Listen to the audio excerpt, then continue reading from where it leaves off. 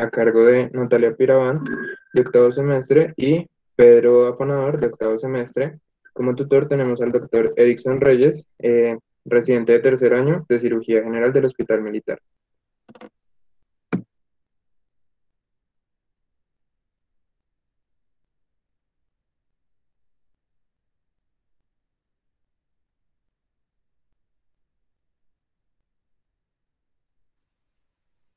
Hola, buenas tardes para todos.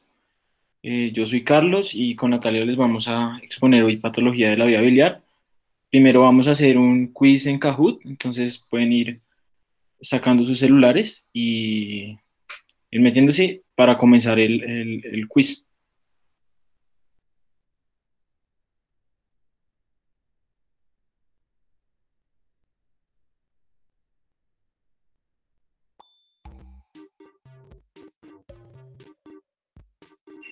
Ahí están viendo la pantalla de Kahoot.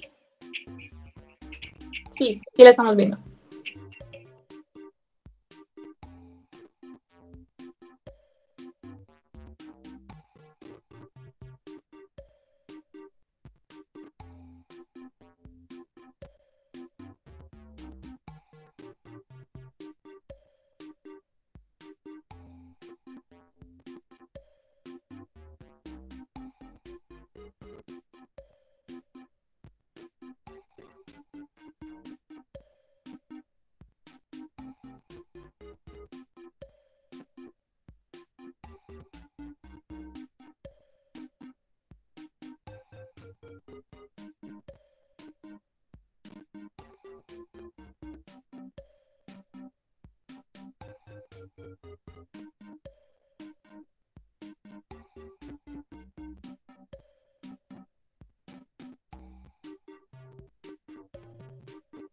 Vamos a dar otro momentico para que todos se terminen de unir. Es sencillo, es para como introducirlos al tema.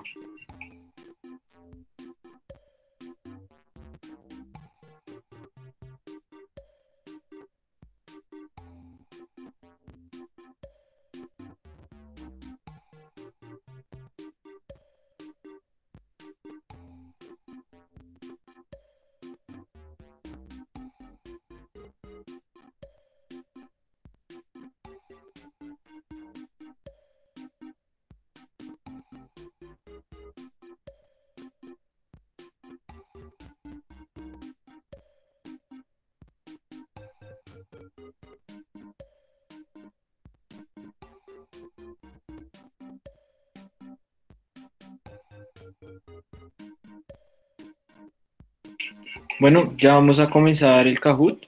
Los que pues si tienen alguna dificultad nos la pueden decir para esperar otro momentico, si no ya vamos a dar inicio.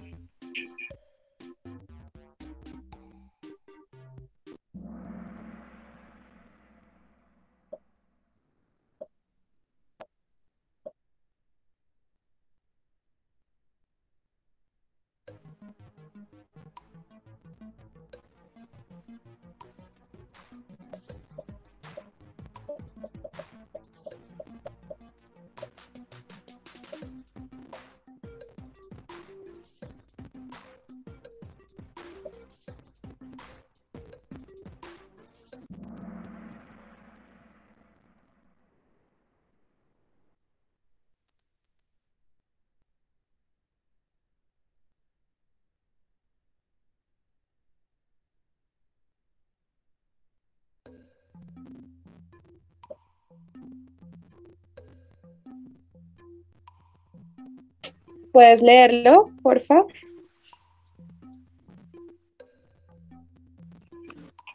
Bueno, el cuadro clínico es mujer de 35 años de edad quien consulta al servicio de urgencias por cuadro clínico de un día de evolución consistente en dolor intenso que inicia después del almuerzo, localizado en fosa ilíaca derecha, en hipocondrio derecho, perdón. No empeora y no se atenúa con acetaminofén. Asociado a esto, presenta náuseas y fiebre no cuantificada. Antecedentes: padre hipertenso. Al examen físico, la paciente tiene una frecuencia cardíaca de 110 latidos por minuto, una frecuencia respiratoria de 20 respiraciones por minuto, una tensión arterial de 124/85, una saturación de 93% y a la temperatura está a 38.4. Los leucocitos son de 8.400, la hemoglobina de 14 miligramos sobre decilitro y la creatinina de 0.9 miligramos sobre decilitro. Con esto, ¿qué clasificación de gravedad tiene la paciente? ¿Cuál es el riesgo y el manejo quirúrgico?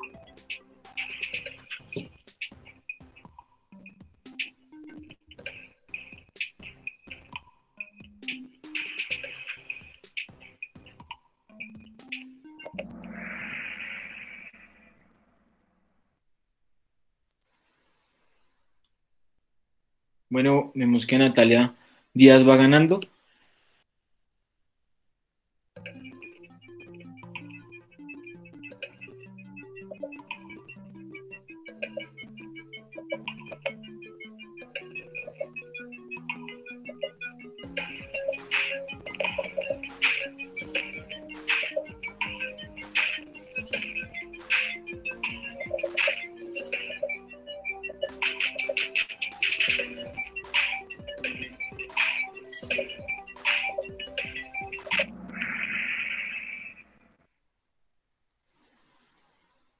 Ahí Majosé superó a Natalia. Y esta es la última pregunta.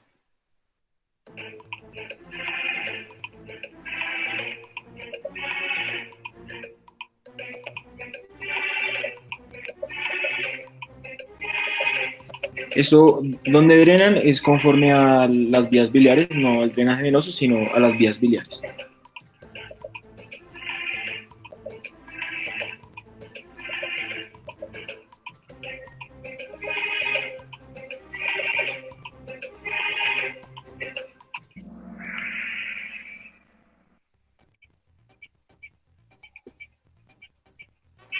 Bueno, felicitaciones a Vale Polanco, a Carolina Rodríguez y a la ganadora Majosé, y a todos por participar. Ya vamos a dar inicio a la charla.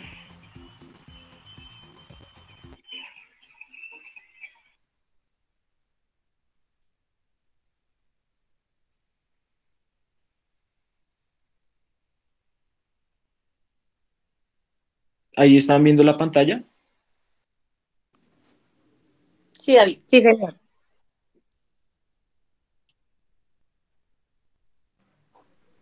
Bueno, para iniciar la presentación, hablemos un poco del contenido. Primero vamos a hablar un poco de las definiciones que tenemos que tener en cuenta a lo largo de toda la presentación. Como segundo punto, la embriología y la anatomía. Como tercer punto, la fisiología, para entender el cuarto punto, es decir, la fisiopatología. Luego vamos a hablar un poco de la epidemiología y las complicaciones asociadas tanto a la colelitiasis como a la colecistitis. De sexto punto tenemos el diagnóstico con manifestaciones clínicas y ayudas diagnósticas. Y por último, el tratamiento con un manejo inicial y el manejo quirúrgico. Sí. En cuanto a las definiciones clave, se define colelitiasis a la presencia de cálculos en la vesícula biliar y no siempre se considera patológico. Vamos a ver que solamente cuando se asocia a sintomatología. La colecistitis se define como la inflamación de la vesícula biliar. Sin embargo, cuando le agregamos el apellido de aguda, nos referimos ya a un síndrome que está constituido por la presencia de fiebre, de dolor en el hipocondrio derecho y leucocitosis, todo esto asociado a la inflamación de la vesícula biliar. Y cuando nos referimos a colecistitis crónica, nos referimos más a un hallazgo histopatológico de infiltración inflamatoria en la vesícula, que es secundaria a episodios repetidos de colecistitis o a la presencia de cálculos. Sí.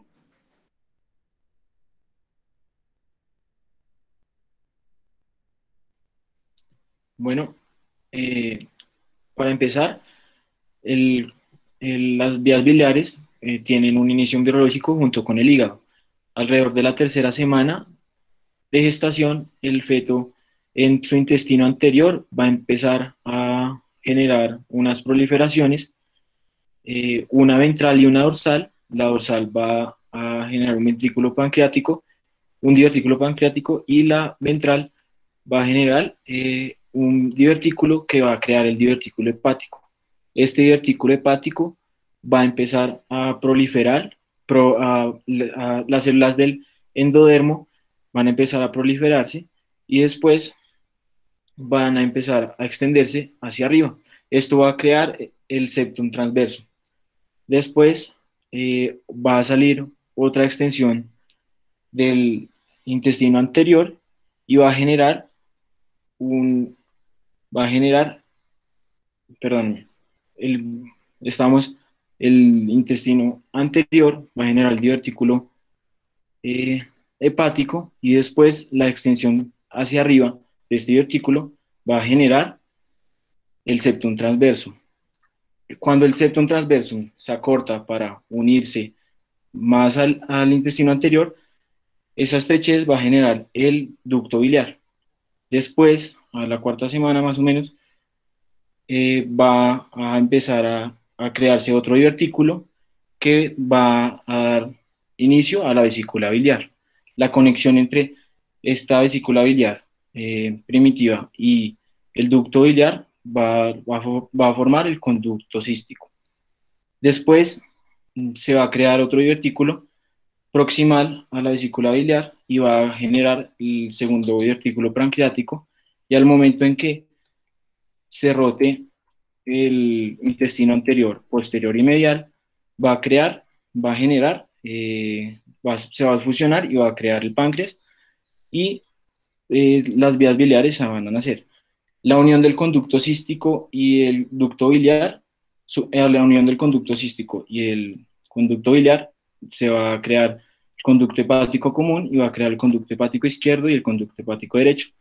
La unión que queda hacia el duodeno va a generar en su unión con el duodeno la ampolla de Vater y el esfínter de Oddi, o el esfínter de Oddi junto con la conexión del conducto pancreático.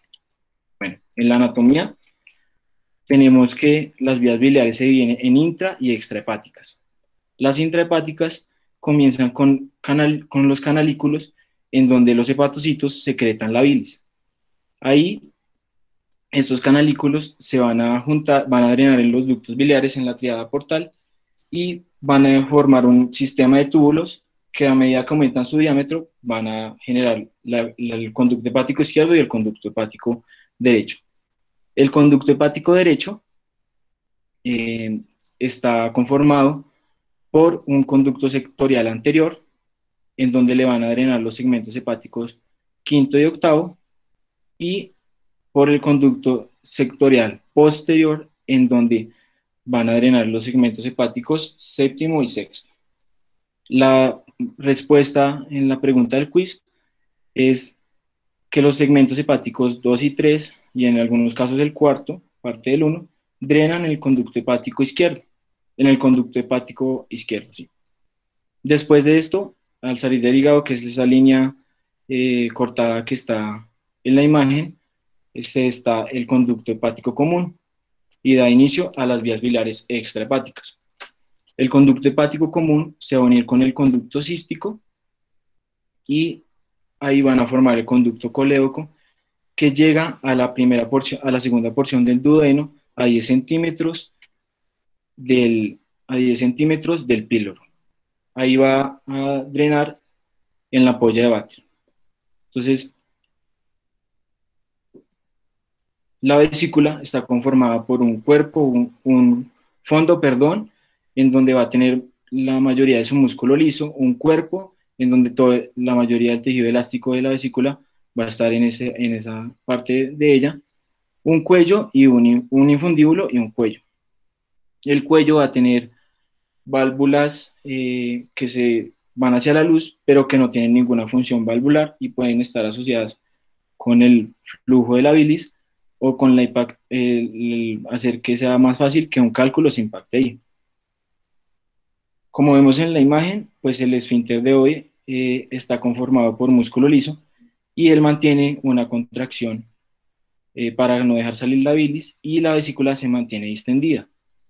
Las vías biliares manejan unas presiones ligeras de más o menos 12 centímetros de agua, y pues se drena, como ahorita lo vamos a ver, por medio de estímulos. Las vías biliares también presentan varias variaciones anatómicas, como por ejemplo en la imagen vemos que la vesícula, el conducto cístico se puede unir a diferentes niveles del conducto hepático común, y esto es importante que el cirujano lo tenga en cuenta porque estas variaciones van a hacer que sea más fácil o más difícil la cirugía. A veces la vesícula biliar puede no unirse de forma arriba o sino más abajo, más proximal a la ampolla de Vater, puede estar unida paralelamente, puede el conducto hepático derecho drenarse directamente en el conducto cístico, entre otras. La irrigación de la vesícula biliar está por la arteria cística, que es rama de la arteria hepática propia y también tiene varias variaciones, tiene diferentes variaciones anatómicas que son de importancia para el cirujano. Pueden salir de la arteria gastroduodenal o de la arteria pancreatoduodenal y pueden tener varias divisiones, pues normalmente tiene una división anterior y una posterior.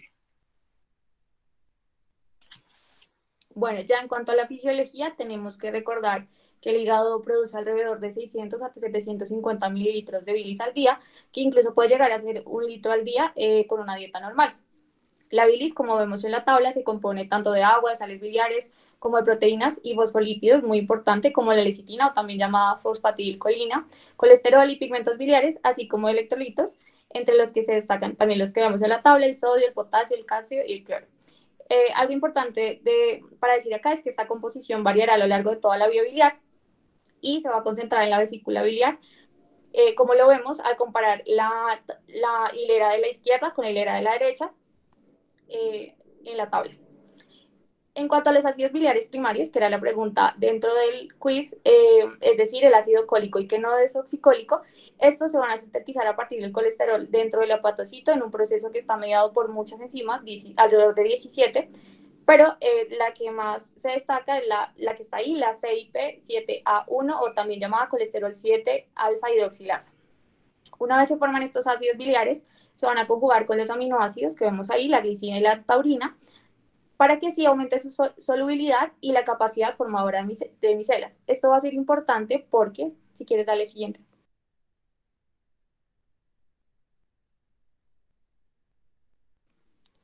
Esto va a ser importante, como les decía, porque junto con la lecitina, que era ese fosfolípido que les comento que también es muy importante, que también está presente en la bilis, ambos van a actuar como detergentes. Entonces, como lo vamos a ver en esa imagen que fue recuperada de Boron, entre más sales biliares se añadan, se va a formar una micela mixta, que es la que vemos abajo, donde esas colas hidrofóbicas van a quedar dentro de la micela y las colas hidrofílicas van a quedar por fuera, permitiendo así la solubilización del colesterol. ¿Esto qué implica? Esto implica que la bilis proporciona una ruta excretora no solamente para uno de los solutos, que sería el colesterol, sino también para otros solutos que tienen estas mismas características lipofílicas, como también los pigmentos biliares, los fitoesteroles, los metabolitos y fármacos que tienen características lipofílicas, los complejos antígeno-anticuerpo y el glutatión oxidado. Además, esta formación de micelas es muy importante porque, como ya lo vamos a ver, favorece la absorción de los lípidos y las vitaminas liposolubles a nivel intestinal. Sí.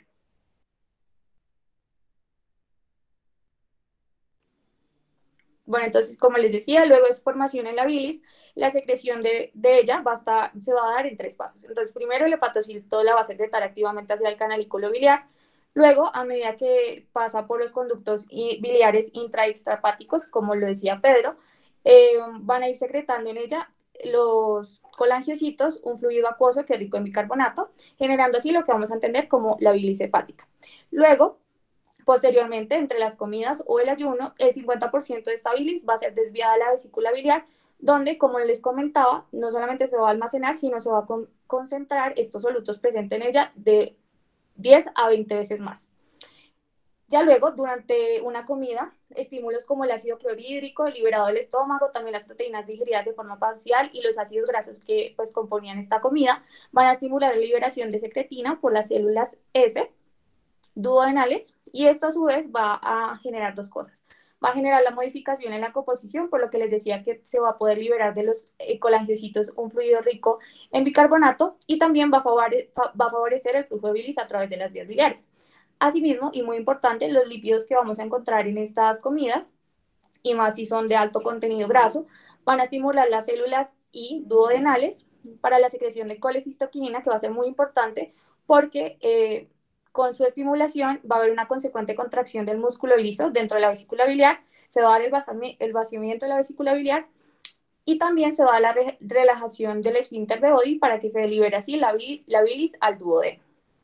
Ya en el intestino, que es lo que vemos en la parte derecha de la pantalla, el 80% de estos ácidos biliares conjugados o sales biliares se van a reabsorber a nivel del ileón terminal, pero el resto van a ser dihidroxiladas por las bacterias intestinales, formando así los ácidos biliares secundarios, como el litocólico y el desoxicólico.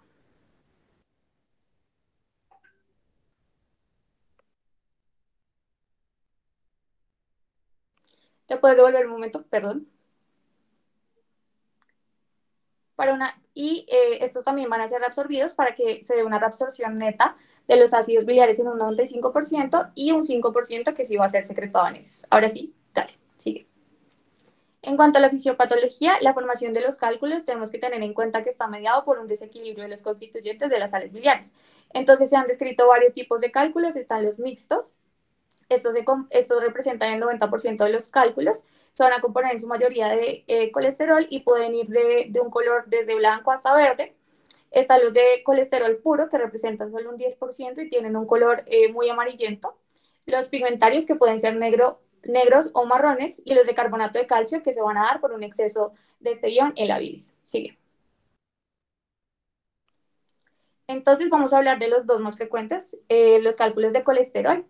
Entonces recordemos que, como les decía, para que este colesterol se transporte en la bilis requiere que se formen micelas, pero para esto se requiere que las relaciones molares, relativas entre las concentraciones tanto de las sales biliares como de la lecitina, como del colesterol, formen una solución de colesterol, que es como la zona azul que vemos delimitada en el triángulo, va a ser la zona donde está solubilizado por completo el colesterol.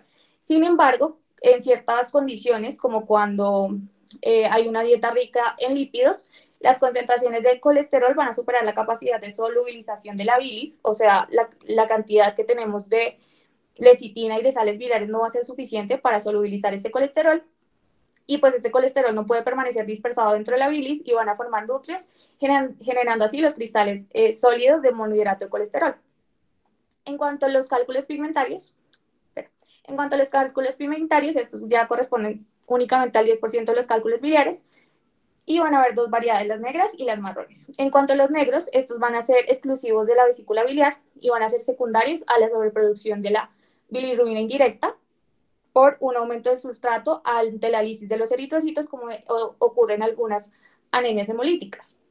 Y los marrones los vamos a ver secundarios a infecciones, principalmente por parásitos como la Ascaris lumbricoides y la Clonorchis sinensis.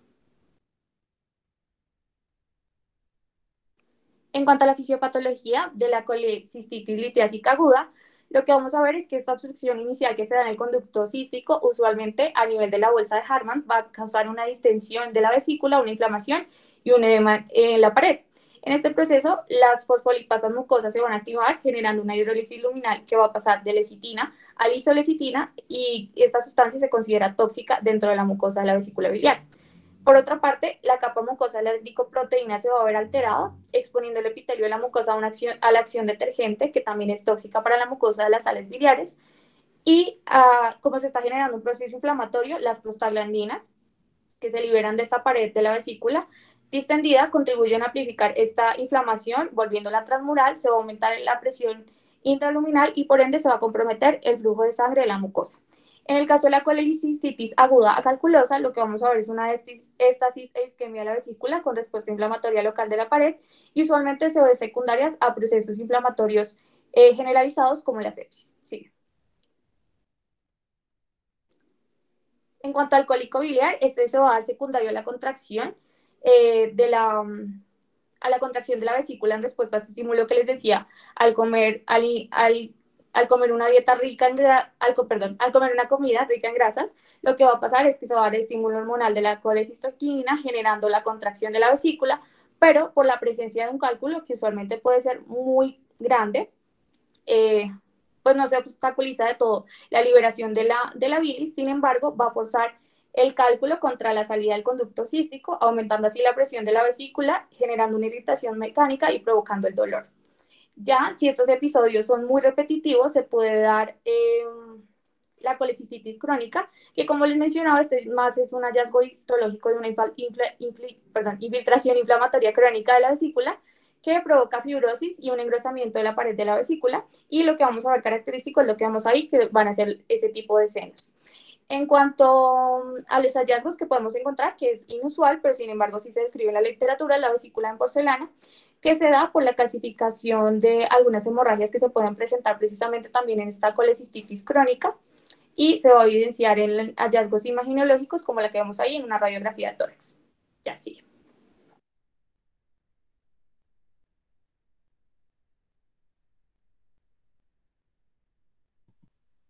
Bueno, en la epidemiología se ve que en un 10 al 15% de los adultos en Estados Unidos presentan colelitiasis. De estos 10 al 15%, incluso hay artículos que hablan de un 25 de un 20%. De estos, el 10% va a presentar síntomas, y de los que presentan síntomas van a poder tienen un riesgo del 2 al 3% de complicaciones al año. Las complicaciones de la colelitiasis pueden ser colecistitis, coleocolitiasis con o sin colangitis aguda, pancreatitis, cáncer de la vesícula biliar, es una complicación rara, pero se puede dar, ilio biliar y el síndrome de Mirici. Los factores de riesgo para presentar cálculos son sexo femenino, es más propenso que las mujeres tengan cálculos comparado con los hombres, 2 a 3 veces más. La obesidad, la edad avanzada, en edad avanzada, el sexo masculino y el femenino se encuentran en la misma relación. La historia familiar, el antecedente de colelitiasis, los pacientes embarazadas, la diabetes mellitus, la dislipidemia, una pérdida rápida de peso o la realización de cirugía bariátrica, fibratos, el uso de drogas, de medicamentos como lo son los fibratos, la ceftriaxona, los análogos de la somatostatina, la terapia de reemplazo hormonal con estrógenos. Pues en esta imagen la pusimos porque pues se decía que la paciente que típicamente tenía colelitiasis era una paciente obesa con un IMC mayor a 30, con mayor de 40 años, embarazada y mujer. Pero pues otros tipos de pacientes pueden presentar esta enfermedad, solo que típicamente se hablaba de este fenotipo o pues de esta persona que tenía estas características. La colecistitis, el del 6 al 10% de los pacientes que tienen colelitiasis van a presentar colecistitis, el 90% son de etiología litiásica y el 30% presentará infecciones bacterianas. En algunos autores está hasta un 70%, por lo que el manejo antimicrobiano se da en estos pacientes. Las complicaciones de la colecistitis son colecistitis gangrenosa, la perforación, la colecistitis enfisematosa, la fístula colecistoentérica y el hilio biliar. Ya en cuanto al diagnóstico y las manifestaciones clínicas, la enfermedad por cálculos biliares se puede presentar de dos formas. Puede permanecer asintomática, que va a corresponder a más del 80% de los casos, y se va a diagnosticar por medio de un hallazgo incidental al ordenar una imagen abdominal por otra causa, por ejemplo, ante una ecografía abdominal. Sin embargo, cuando esta se torna asintomática, se puede describir que se puede dar de manera no complicada o complicada. De manera no complicada se describe el cólico biliar, que ya les comentaba por qué se genera. Esto va a ser un dolor que es de corta duración, menor de 4 horas, que está localizado en el hipocondrio derecho, que puede irradiarse a hombro o al dorso en hemicinturón. Puede estar acompañado de náuseas o vómitos. Aparece 15 a 30 minutos después de las comidas, principalmente las que son ricas en grasas. Y la diferencia con la colecistitis aguda es que, como les decía, esto usualmente puede resolver y no implica la consulta de los pacientes y no presenta signos y síntomas sistémicos. Sin embargo, si ya vemos que se da en repetidas ocasiones, puede ocasionar o puede precipitar la colecistitis crónica, que es muy importante ya que en estos pacientes se ha evidenciado que tiene un riesgo aumentado para el desarrollo de adenocarcinoma de vesícula. En cuanto a la colecistitis aguda, el dolor ya vemos que es más persistente, es mayor a las 6 horas. Este está localizado en el hipocondrio derecho, puede irradiarse al hombro o al dorso, tiene un signo de Murphy positivo, del que ya vamos a hablar, que también era una pregunta del quiz, y está asociado a fiebre, a dolor abdominal, a la descompresión, anorexia, náuseas y vómitos. Algo importante es que en la presentación alitiásica de la colecistitis aguda se puede evidenciar una masa abdominal palpable en el cuadrante superior derecho e ictericia. En cuanto al signo de Murphy positivo, entonces este se describe como la incapacidad del paciente para tomar una inspiración completa y profunda cuando se hace una palpación debajo del arco costal derecho, específicamente debajo del margen hepático. ¿Esto por qué ocurre? Es decir, no es que se describa como un dolor, sino que se describe como la apnea que genera el paciente. Esto ocurre porque en la inspiración, bueno, ahí no funciona la imagen, pero imaginemos que desciende el diafragma, ante la inspiración desciende el diafragma, y esto va a permitir que la vesícula, como también desciende el hígado y desciende la vesícula entra en contacto con los dedos del examinador, generando así pues el dolor. Bueno, para el diagnóstico de la colelitiasis, pues se tiene que tener en cuenta la historia clínica del paciente, la presentación del cólico biliar.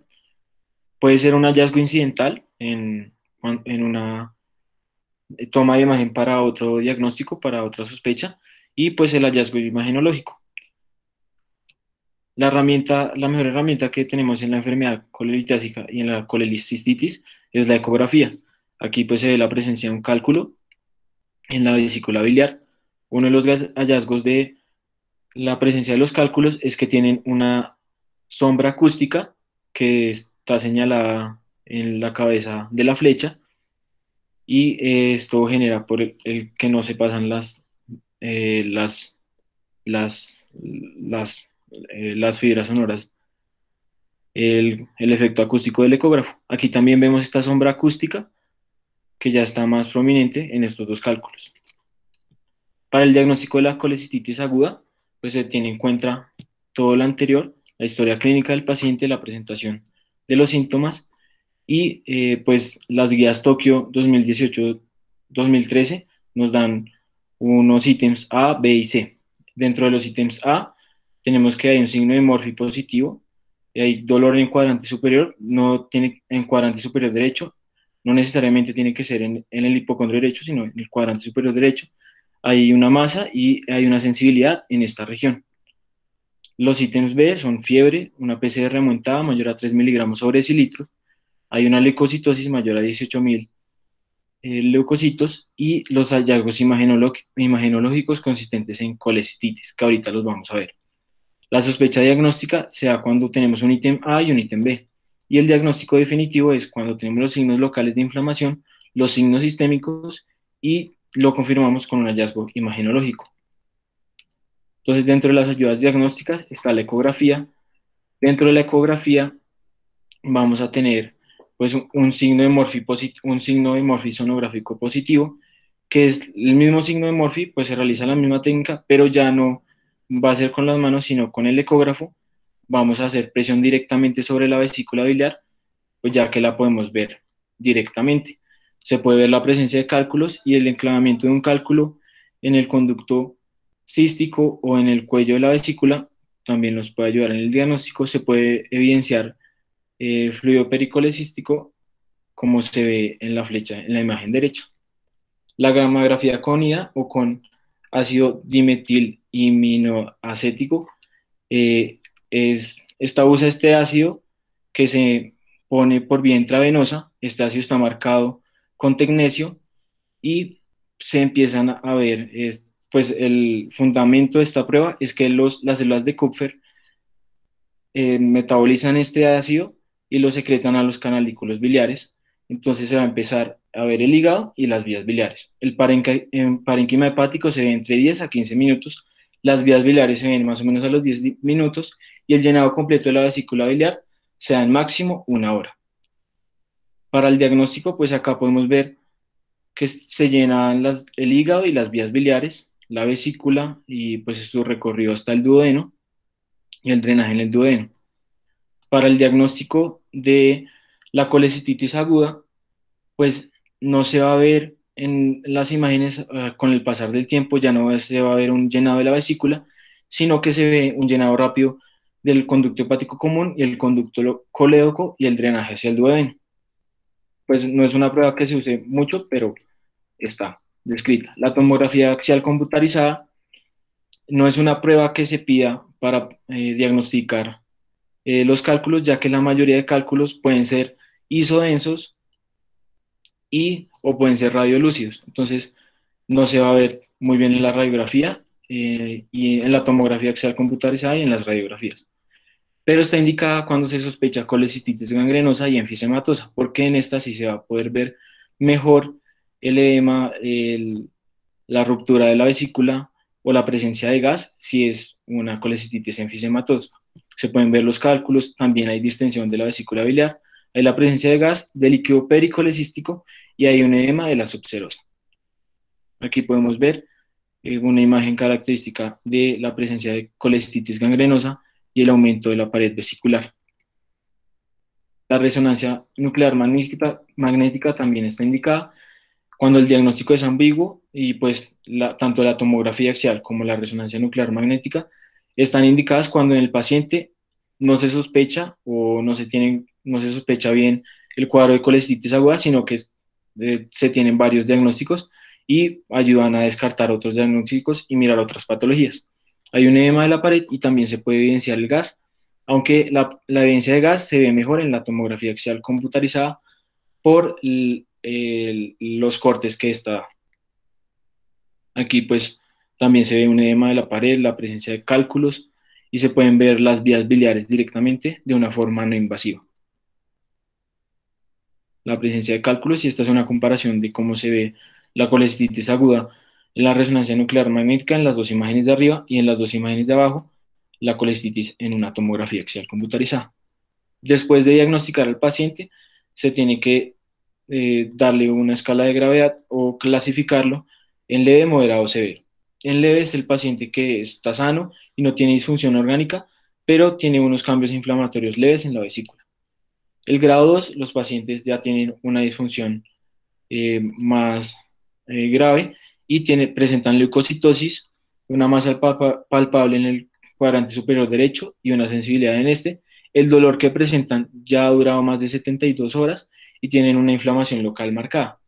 En el grado 3, los pacientes tienen una disfunción multiorgánica u orgánica. Entonces, si tienen una disfunción cardiovascular, se van a requerir vasopresores, una hipotensión, dopamina mayor a 5 microgramos por kilogramo por minuto o el uso de la necesidad de epinefrina. También hay alteraciones neurológicas y disminución del estado de conciencia cuando tienen una disfunción respiratoria con una relación PAFI menor a 300, una disfunción renal presentándose con oliguria o una insuficiencia renal aguda. También una disfunción hepática con un INR mayor a 1.5 y las plaquetas en la disfunción hematológica que sean menor a 100.000. Bueno, ya en cuanto al manejo inicial, las guías Tokio del 2018 proponen que mientras se consideran las indicaciones para cirugía y el drenaje o el drenaje de emergencia o el drenaje de emergencia, se debe llevar a cabo básicamente 6 cosas. La primera es una canalización de un acceso venoso, esto para instaurar fluidoterapia que va a depender de las necesidades de cada paciente y realizar, si se requiere, la corrección de anomalías electrolíticas.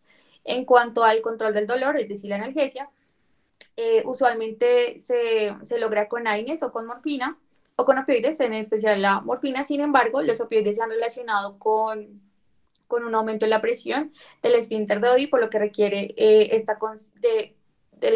esfínter de Oddi, por lo que requiere esta consideración. Algo muy importante a tener en cuenta acá es que si se evidencia una progresión del dolor, pese a ya instaurada esta analgesia, se puede considerar como un hallazgo importante para considerar que la colecistitis pasó de no complicada a complicada. Como tercera medida tenemos la terapia antimicrobiana, de la que ya vamos a hablar en la siguiente diapositiva. En cuanto a los cultivos, se recomienda realizar en todos los pacientes, excepto los que presenten una colecistitis de grado 1, de bilis y hemocultivo también. También procurar que el paciente permanezca en ayuno hasta que se instaure la indicación para cirugía o para el drenaje, como les mencionaba, y como sexta medida se considera la monitorización frecuente hemodinámica. Sigue. Bueno, en cuanto a la antibioticoterapia, es importante considerar que si bien la colecistitis aguda es principalmente un proceso inflamatorio, también puede producirse una infección secundaria de la vesícula biliar por estasis biliar que se genera. Entonces, se propone que para considerar la terapia se deben tener en cuenta algunos factores dentro de los agentes microbianos. Entre ellos, las características del microorganismo al cual nos vamos a dirigir, la epidemiología local, el antibiograma a realizar en el paciente con el hemocultivo o con el cultivo de la bilis, el espectro del agente que vamos a emplear, la farmacocinética y la farmacodinamia, y su toxicidad, la función renal y hepática, la presencia de antecedentes de alergias y otros eventos adversos que se pudieron generar con el agente antimicrobiano y muy importante el uso reciente de antimicrobianos menor a 6 meses, ya que se asocia a un aumento de la resistencia. En cuanto al momento de la terapia, esta se debe considerar tan pronto como se sospecha el diagnóstico de una infección biliar y se considera que en paciente que ingresa con un evidente shock séptico se realice dentro de la primera hora y los otros pacientes realizarlo en las primeras 6 horas mientras se realiza el diagnóstico y se instaura la medida a realizar. Pero como medida general, se considera que la terapia antimicrobiana debe iniciarse definitivamente antes de que se realice cualquier procedimiento, ya sea percutáneo o quirúrgico. Sigue. Bueno, este es el esquema que propone las guías Tokio. Se considera que para la colicitis aguda leve o grado 1 se emplee la combinación de cefalosporina, como las que vemos ahí, con más o menos metronidazol. No se considera como lo vemos en la primera, en la segunda columna, el uso de ampicilina sulbactam, porque la tasa de resistencia, cuando la tasa de resistencia es mayor a 20%, por lo que está indicado iniciar de una vez con la cefalosporina en combinación con el metronidazol, o también como otra medida se puede emplear una quinolona como ciprofloxacino o levofloxacina más el metronidazol. Sin embargo, si se considera el uso de monoterapia, se puede emplear ertapenem o moxifloxacil. Para el caso de la colecistitis aguda moderada o grado 2, se pueden emplear los mismos esquemas recomendados anteriormente. Sin embargo, se considera como primera medida el uso de piperacilina tazobactam.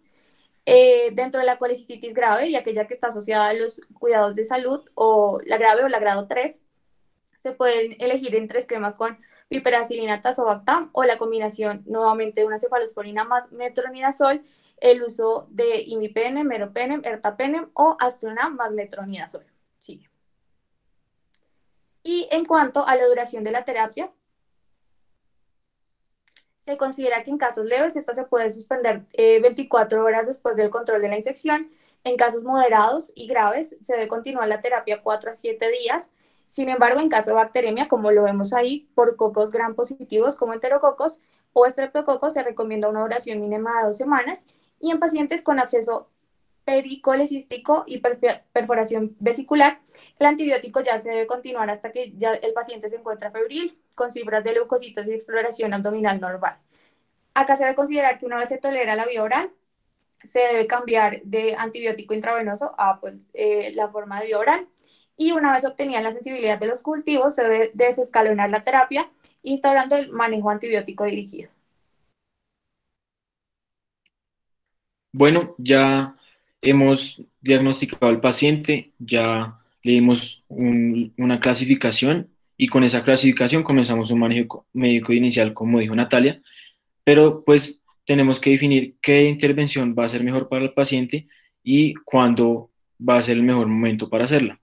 Entonces, hay que seguir clasificando al paciente o individualizarlo para poder tomar estas decisiones. Como vamos a usar dos índices o dos escalas. Una es el índice de comorbilidad de Charlson, en donde se le da un puntaje dado a las diferentes condiciones que puede tener el paciente y se ajusta por la edad. Entonces, un índice de comorbilidad de Charlson de 0 da, pues el paciente tiene pocos riesgos en la intervención quirúrgica.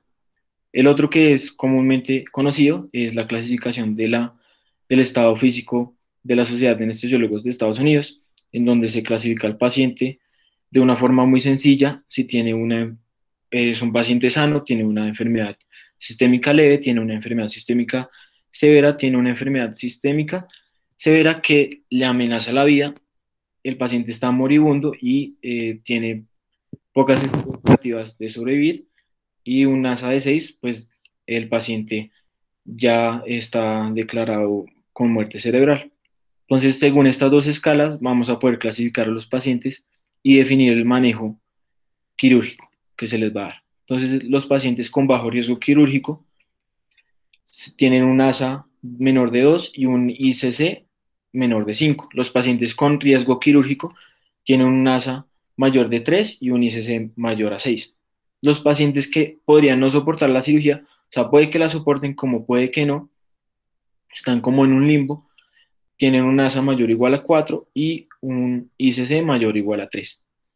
Estos criterios bajo riesgo, riesgo quirúrgico y los que no podrían soportar la cirugía son para los pacientes que tienen una colecistitis leve y moderada. Para los pacientes que tienen una colecistitis severa, no se usan estos factores, sino que se usan otros, como lo son factores predictores negativos, en donde van a ser una disfunción neurológica, una disfunción respiratoria y una hiperbilirrubinemia mayor a 2 miligramos sobre decilitros. Y tienen unos factores positivos que son factores de fallo de órgano favorable, es que son una disfunción cardíaca o renal. Porque esto se dice que, a pesar de que sean una falla orgánica favorable, es que la disfunción cardíaca o renal se puede mejorar y se puede revertir en un poco tiempo y así mejorar el estado del paciente. Entonces, según esto, vamos a definir el manejo invasivo. Los pacientes que están en un grado leve, grado 1 o leve, pues todos los pacientes, como bien lo dijo mi compañera, necesitan un manejo médico inicial. Entonces se les da ese manejo médico inicial y se evalúan si son de bajo riesgo o tienen riesgo quirúrgico. Si son de bajo riesgo, se va a hacer una colecistectomía laparoscópica temprana, que es el tratamiento de elección, que puede convertirse en una colecistectomía abierta, según pues, los hallazgos de esta primera intervención y la facilidad que tiene el cirujano para ver las estructuras. ¿Por qué puede convertirse en abierta?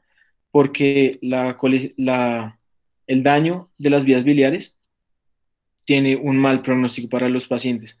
Entonces, frente a la dificultad y otros criterios, se pasa de la colecistectomía laparoscópica a abierta. El término temprano hace referencia a los pacientes cuando tienen un inicio cuando están en las 72 horas del inicio de los síntomas y de la intervención, aunque después de las 72 horas también estos pacientes se benefician de una colecistectomía. Entonces, las 72 horas no son tan estrictas. Los pacientes con riesgo tienen observación y se define si se van a ir a una colecistectomía temprana. En el grado 2, después del manejo médico, se evalúa el éxito o la falla de este manejo médico. Entonces, cuando es exitoso y los pacientes son de bajo riesgo, se hace una ColeLab temprana. Si es exitoso y los pacientes tienen riesgo quirúrgico, se va a hacer una colecistectomía electiva. Esta, pues electiva o tardía, se refiere a que los pacientes van a ser sometidos a cirugía en las próximas 6 semanas después del cuadro clínico, después de este diagnóstico.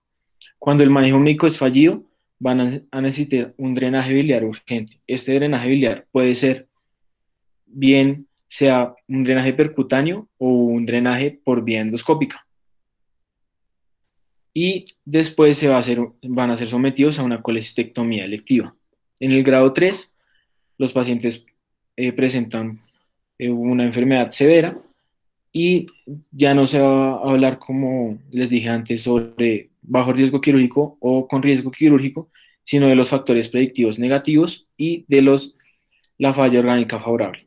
Entonces, los pacientes que presentan factores predictivos negativos y una falla orgánica favorable, que no presentan estos factores predictivos negativos y que tienen una falla orgánica favorable, se va a evaluar su estado físico. Si están en buen estado físico, se va a hacer una colecistectomía temprana y si no, se va a hacer un drenaje biliar urgente.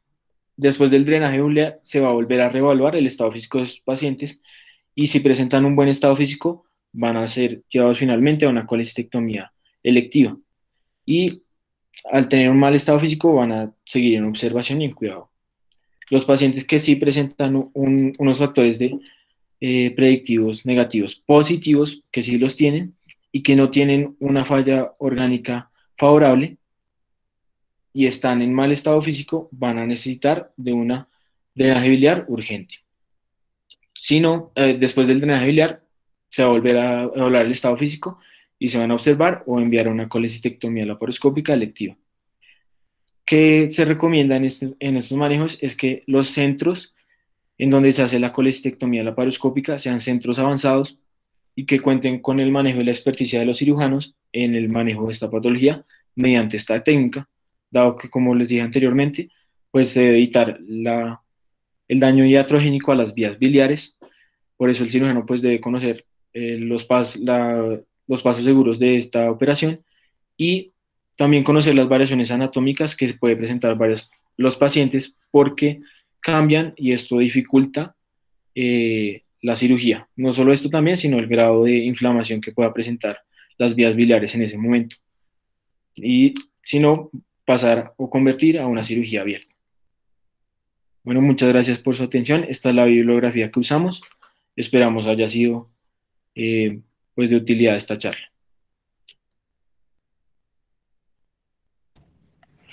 Muchas gracias, Pedro y Natalia. Entonces los invitamos a que hagan sus preguntas, ya sea abriendo su micrófono y haciéndolas directamente o dejándolas en el chat.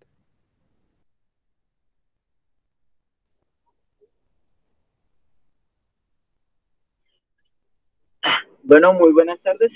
Hola. Bueno, quería pues decirle a Carlos y al grupo pues, que expusieron, pues que bueno, la patología biliar, como es el caso de la colelitiasis, la colecistitis, es una patología muy común y de mucha consulta en los servicios de urgencias, y en el hospital militar es una de las, yo creo que las principales patologías quirúrgicas que nosotros se nos presentan a diario. Ustedes no sé si han tenido la oportunidad pues de, de ver estos pacientes cuando llegan a urgencias, cómo es las características del dolor, cómo es la presentación clínica, y pues el diagnóstico, como ustedes hablaban, es muy importante, ¿no? Hay que tener en cuenta que pues de la patología biliar, como la cuadro de la colelitiasis, estos pacientes pueden tener otras complicaciones, ¿sí? Como ustedes muy bien lo dijeron, una de esas son las pacientes que pueden presentar coleocolitiasis, pancreatitis, ¿sí? Que son complicaciones asociadas a la colelitiasis y a la colecistitis. Y pues lo ideal es cuando nos llegue un paciente que le tengamos un diagnóstico, una colelitiasis con colecistitis, es pues llevarlo a cirugía, ¿ya? Importante pues conocer pues la fisiopatología, como ustedes muy bien lo dijeron. Inicialmente pues hay un desequilibrio de los componentes de las sales biliares, que es lo que nos genera pues que se formen estos tipos, las micelas, y se precipite la bilis, me genera un barro biliar y me genere los cálculos, que es pues lo que me va a generar todas las complicaciones de ahí en adelante. Y pues se suma de que esa vesícula ya viene enferma, de que no se contrae bien, y por eso es que cuando no se contrae bien, pues ese barro biliar no se puede como aclarar, y se empieza a acumular ahí y favorece por la formación de estos litos, ¿ya? El manejo inicial, exactamente, estos pacientes pues hay que reanimarlos, hay que iniciarles el manejo antibiótico si lo ameritan, porque podemos tener, ya como usted lo dijeron, por hallazgos ecográficos podemos encontrar de que las paredes están engrosadas de la vesícula, entonces eso ya nos hace decir que pues el paciente está cursando con una colecistitis, o, eh, o clínicamente el paciente puede tener leucocitosis, neutrofilia, con los marcadores inflamatorios alterados. Entonces, estos pacientes pues hay que iniciarles inmediatamente pues antibiótico, y hay que descartar pues dentro del pool de los exámenes que se le piden todo el perfil biliopancreático, porque estos pacientes hay que descartarles que no tengan una coleocolitiasis asociada, que estén cursando con una pancreatitis, con una colangitis, que eso pues ya nos cambiaría de entrada el manejo de estos pacientes.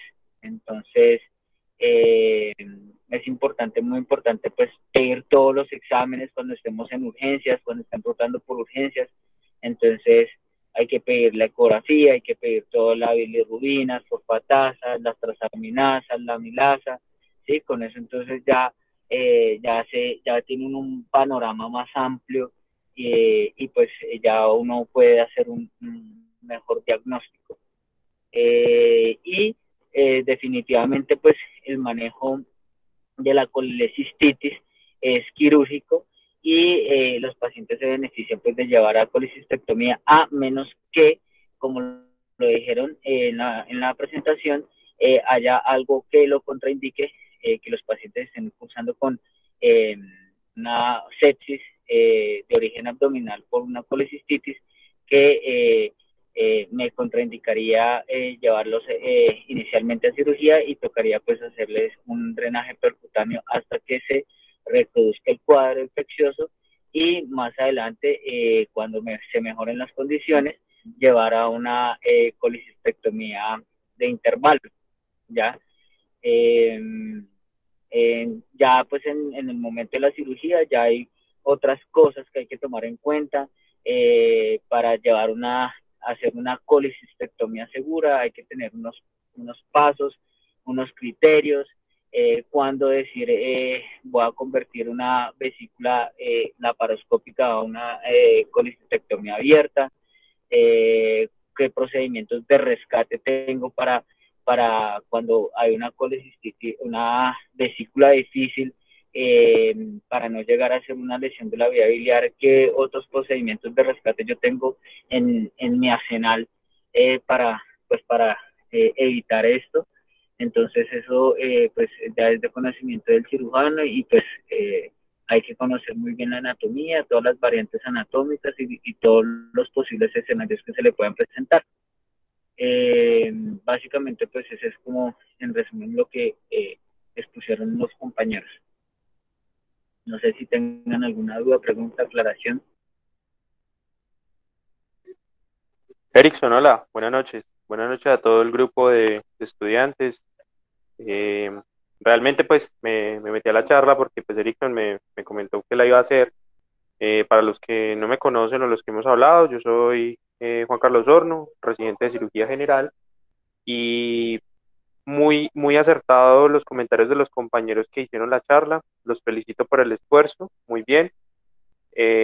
Los motivo a que sigan realizando estas conferencias, que sigan haciendo estas actividades que están demostrando calidad del grupo, y que evidentemente pues esto va a marcar diferencia en años posteriores.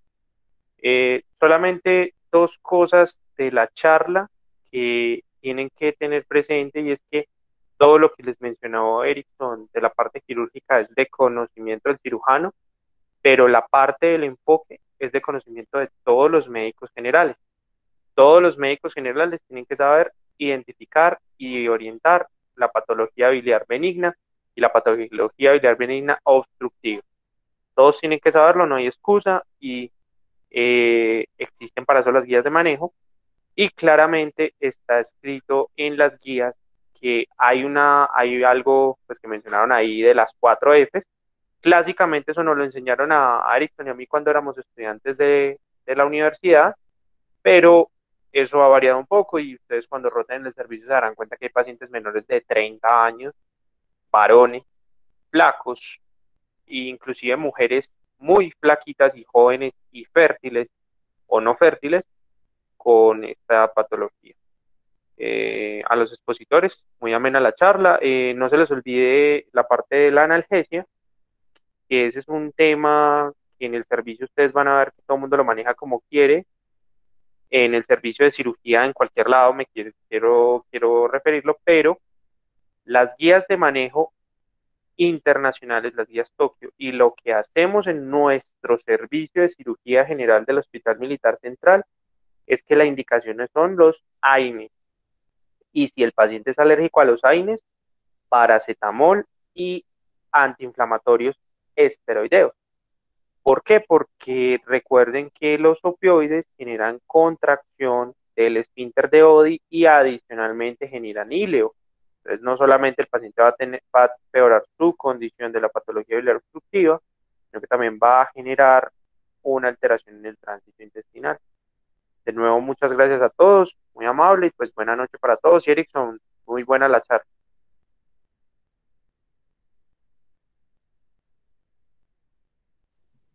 Gracias, Juan Carlos, ahí por los aportes.